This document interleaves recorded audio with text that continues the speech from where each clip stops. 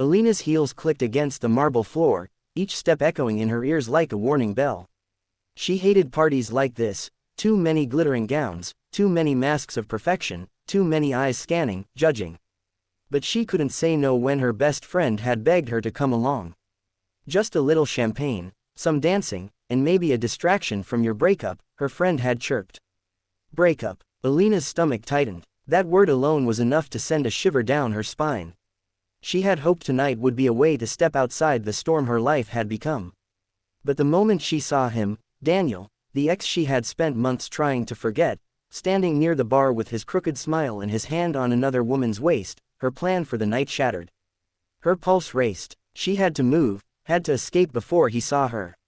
But the crowd pressed in from every side, sequins and perfume suffocating her. Her eyes darted around the glittering ballroom for a way out. And then she saw him. A tall man stood slightly apart from the crowd, his posture relaxed yet commanding. He wasn't surrounded by sycophants or fake laughter. He was simply observing, glass of whiskey in hand, dark eyes scanning the room as though he was reading everyone's secrets. Something about him tugged at her, mysterious, grounded, safe. Before her courage could falter, Alina slipped through the throng and went straight to him. "Please," she whispered breathlessly, grabbing his arm as though her life depended on it. "Just pretend you know me." The stranger looked down at her, one brow arching. His gaze was sharp, assessing, but not unkind.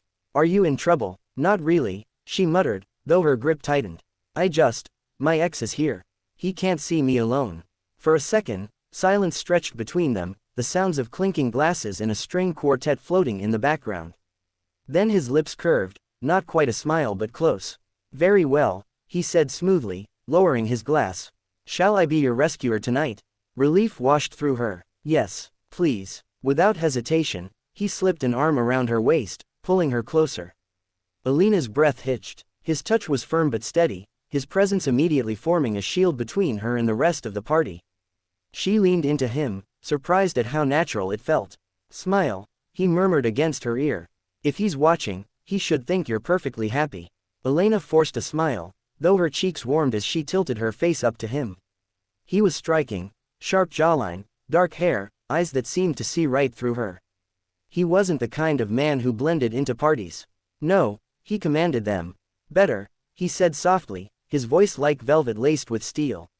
She tried to focus on anything but his nearness, but his cologne, subtle, earthy, wrapped around her senses, making it hard to think. For a moment, she forgot Daniel even existed. They moved slowly toward the dance floor, his hand guiding her as though they had done this countless times before. "You're good at this," she whispered. "I've had practice." His lips twitched. "Though usually women introduce themselves before clinging to me." Alina flushed. "I'm sorry. I didn't mean to." "Don't apologize," he cut in gently. "I rather enjoy the surprise." The music shifted into a slow waltz, and before she could protest, he drew her into the rhythm. His steps were precise, leading her effortlessly. Alina hadn't danced in years, yet somehow with him it felt easy, natural, almost inevitable. Her mind flickered back to Daniel across the room. He was watching, she could feel it. But for once, she didn't care. Let him see her in someone else's arms. Let him wonder. As the song ended, she pulled back slightly, realizing she still didn't know this stranger's name. "Thank you," she murmured. "I should probably let you get back to your evening." He didn't release her. Instead, his gaze deepened, searching hers. "Why do I feel like you're still running?" Her breath caught. She should have lied, brushed it off with a laugh. But his eyes pinned her in place, and the truth slipped out. "Because I am." Something unreadable flickered across his face. Then he finally released her, though his voice was low, steady. "Stay. At least until you're ready to stop." Alina hesitated, torn between gratitude and curiosity. Who was this man who spoke with such quiet authority, as though the world bent to his will? Before she could ask, a voice rang out near the stage. "Ladies and gentlemen, please welcome our host tonight, Mr. Adrian Blackwell." The room erupted in applause. Alina blinked, confused, until her mysterious stranger set down his glass and strode toward the stage. Her jaw dropped. Her rescuer. The man she had clung to. The one who had just held her as though she belonged nowhere else. He was the host, and not just any host. Adrian Blackwell, billionaire, CEO. The elusive name whispered in business circles and headlines. Alina's heart thundered in her chest. She had danced with Adrian Blackwell, clung to him like a lifeline, and he had let her. On stage, Adrian spoke with calm authority, thanking the guests, acknowledging his team, outlining a new philanthropic venture. But every so often, his gaze flicked back to her, as though he hadn't forgotten for a second that she was there. By the time the speeches ended and the crowd dispersed into chatter, Elena was still rooted to the spot, her mind reeling. He returned to her side effortlessly, as though no one else in the room mattered. "You're staring," he said quietly, amusement in his tone. I didn't know," she stammered. "You're Adrian Blackwell, and you're Elena," he replied without missing a beat. Her lips parted. "How do you? You mentioned your name when you thanked me. I remember things." Heat rushed to her cheeks. "I feel ridiculous. I grabbed you without even knowing who you were. I rather liked it," he said simply, eyes glinting. "Most people approach me with an agenda. You approached me with honesty. Desperation, perhaps, but it was real." Elena swallowed hard. His words sank deeper than she expected. She had spent months feeling invisible, discarded by Daniel, her confidence shattered. And now, here was Adrian Blackwell, billionaire, host of the evening, telling her she was real. "Still," she said nervously, "I didn't mean to intrude on your night." "You didn't intrude," he said, lowering his voice so only she could hear. "You changed it." Her chest tightened. "Adrian." He leaned closer, his presence steady, unshakable. "Stay a little longer, Elena. Don't run this time." And for the first time in months, she didn't want to. Elena adjusted the strap of her dress for the third time that evening, wishing she hadn't let her best friend talk her into this. The ballroom glittered with chandeliers, champagne flutes sparkled in manicured hands, and laughter drifted in waves across the polished marble floor. It was the kind of event meant for people who never doubted themselves, who looked at a crowd and saw opportunity instead of danger. She had promised herself she would endure an hour, 2, at most, before slipping away unnoticed. But then, across the room, she saw him. Daniel. Her ex-boyfriend stood at the bar, leaning casually against the counter, that same crooked smile curving his lips. It used to melt her. Now it made her stomach twist. Worse, his hand was on another woman's waist, fingers brushing her like a claim. Elena's throat went dry. She could almost feel Daniel's gaze searching the room, and panic flooded her. She wasn't ready for this. She wasn't ready to see him, not when the wounds were still so fresh. She had to move. She had to find cover before he noticed her. Her eyes darted around the room until they landed on him. A tall stranger stood slightly apart from the crowd, a glass of whiskey in his hand. Unlike the others, he didn't seem interested in schmoozing or gossip. He was simply watching, his dark eyes sweeping the ballroom with quiet authority. Something about his stillness drew her. He looked untouchable, unbothered, like the kind of man no one dared cross.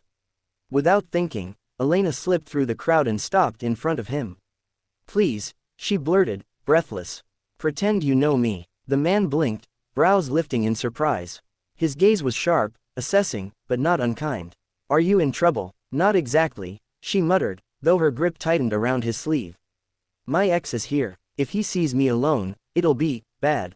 Please." For a moment, silence stretched between them. Then the corner of his mouth curved. "Very well," he said smoothly, setting down his glass. "Shall I play the role of your savior tonight?" Relief washed through her. "Yes, thank you." He slipped an arm around her waist with casual ease, pulling her against him. Elena's breath caught. His touch was firm, steady, grounding. She leaned into him instinctively, her panic easing. "Smile," he murmured, his voice low and rich. "If he's watching, you'll want to look radiant." She forced a smile, though her cheeks burned under his gaze. Up close, he was devastatingly handsome, dark hair, chiseled features, eyes that seemed to hold entire worlds behind them. He wasn't just attractive, he was magnetic. He guided her onto the dance floor as the orchestra shifted into a waltz.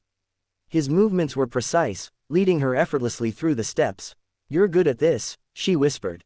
"I've had practice," he said with a faint smile. "Though usually women introduce themselves before clinging to me." Elena flushed. I'm sorry. I didn't mean to." "Don't apologize," he cut in gently. "I rather like it." The music wrapped around them, and for the first time that evening, Elena felt safe. Scene. Even Daniel's shadow faded as she followed the stranger's lead. But as the song slowed to its final notes, reality intruded. She was in the arms of a man whose name she didn't even know. "Thank you," she said softly, stepping back. I should probably let you get back to your evening. His gaze lingered on hers, unreadable. Why do I feel like you're still running? Her chest tightened. She should lie, make an excuse, but something in his voice pulled the truth out of her. Because I am. For a moment, neither spoke. Then he inclined his head slightly, releasing her. Stay, he said quietly. At least until you're ready to stop. The words stayed with her long after he disappeared into the crowd. She didn't even know his name. And then, moments later, the host was announced. Ladies and gentlemen, please welcome our host tonight, Mr. Adrian Blackwell. The room erupted in applause. Elena turned toward the stage, only to freeze. Her mysterious rescuer was walking up the steps, commanding the room with effortless power.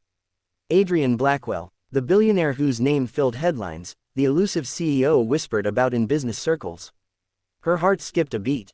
The stranger she had clung to was the man everyone else had come to admire.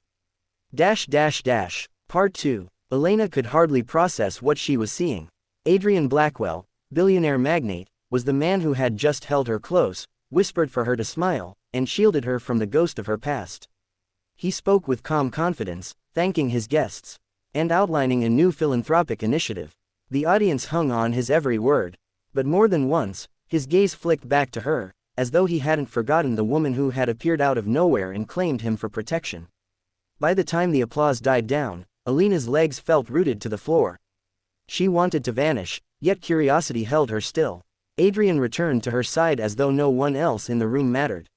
You're staring, he murmured, amusement dancing in his eyes. I didn't know, she stammered.